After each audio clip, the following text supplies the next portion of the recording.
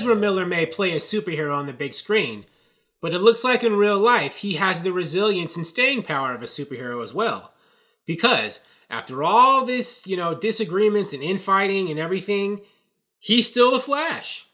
We thought that he was down, and most of us did. Some of us, I think, thought he might still be remaining the Flash, but I and other people thought after all this, after all we were hearing about the disagreements and, the conflicts behind the scenes about the direction of the movie, when Ezra Miller teamed up with Grant Morrison to write his own script to go against what the directors and what Warner Brothers wanted, a lot of us thought he was down and out.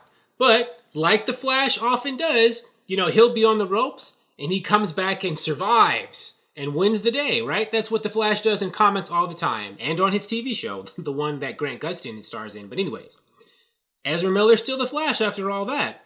And apparently the studio is going to go, it looks like, go in more of a direction he wants it to go. He wanted the movie to go in because the original directors, the previous directors, John Francis Daley and Jonathan Goldstein, are no longer directing the movie.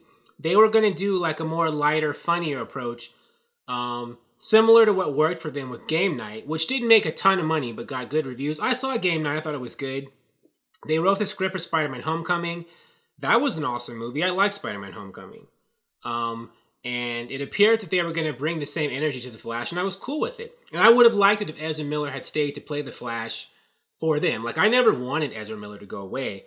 I just thought he was going to go away when he was fighting with them in the studio, but it looks like the studio sided with him over, John Francis Daley and Jonathan Goldstein. I like them, so if they're not attached to the movie anymore, I feel bad for them. Like, I wasn't rooting for them I wasn't rooting for anybody to fail in this situation. I liked all of them. So I hope, that if they were... The spin is that they left amicably over whatever, but I don't know if that's true. I think they might have just been pushed off because they lost the battle. But maybe they did leave on their own. But anyways, I hope they go on and have great careers doing other stuff.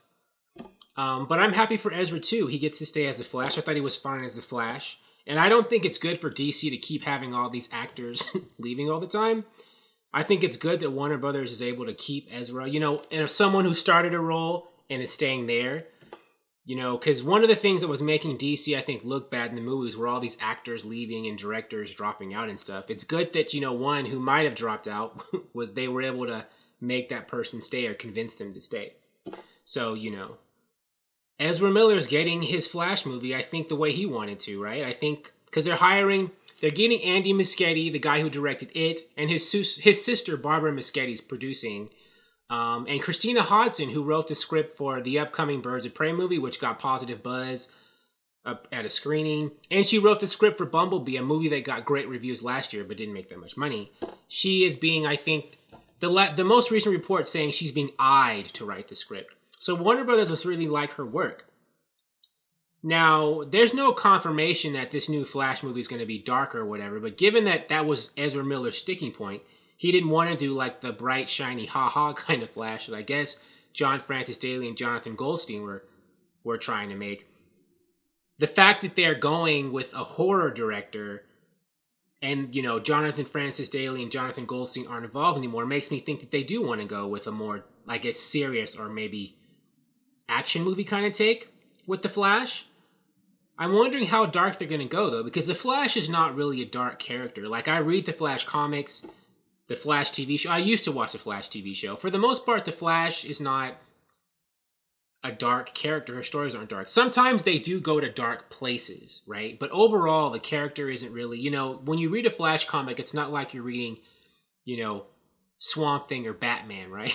Batman is very serious and dark, and Swamp Thing is like supernatural horror. That's not the Flash. But they can do, like, maybe if Ezra Miller wants him to make the Flash kind of like a superheroic version of something like, with the tone of Fast and the Furious or Mission Impossible. Not necessarily that kind of movie where the Flash is like breaking into stuff or racing cars, but, those movies aren't funny. They're just straight up action movies, right?